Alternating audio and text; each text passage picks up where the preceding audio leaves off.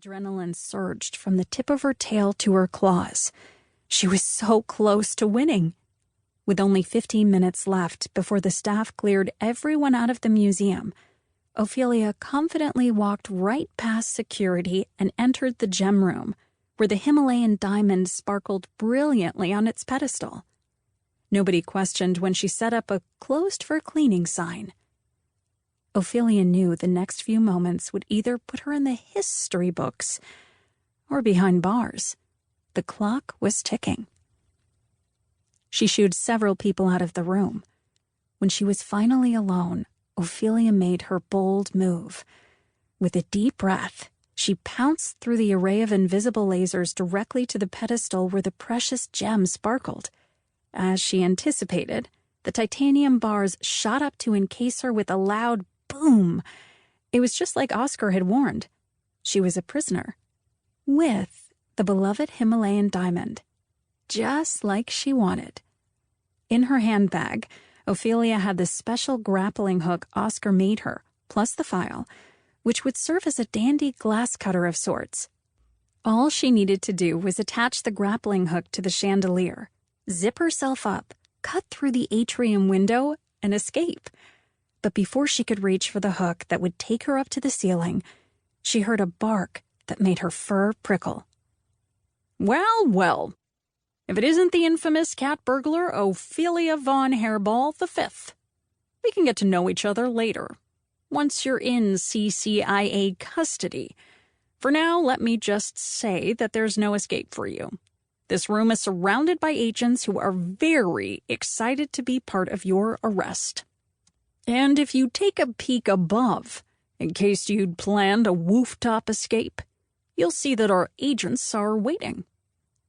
A slow, sly grin spread across the cat burglar's face, and she looked toward her adversary. His face was hidden by shadows. Well, doggone it! I guess you've caught me then. Her tail twitched, and as if defeated, she sat down, mop on paw. Ophelia kept talking as she reached into her special ops handbag, searching for her diamond-encrusted nail file and dental floss. Without looking down, she wrapped the floss around the nail file over and over, then tied dozens of knots to secure the file to the mop head. In no time, the file was solidly attached. While I admire your persistence and the loyalty to your cause, I'll never understand why your organization feels the need to be constantly barking up our trees. We're harmless. Members of the FFBI demonstrate superior skills, then return our spoils. Cat burglary is a very old and respected art form.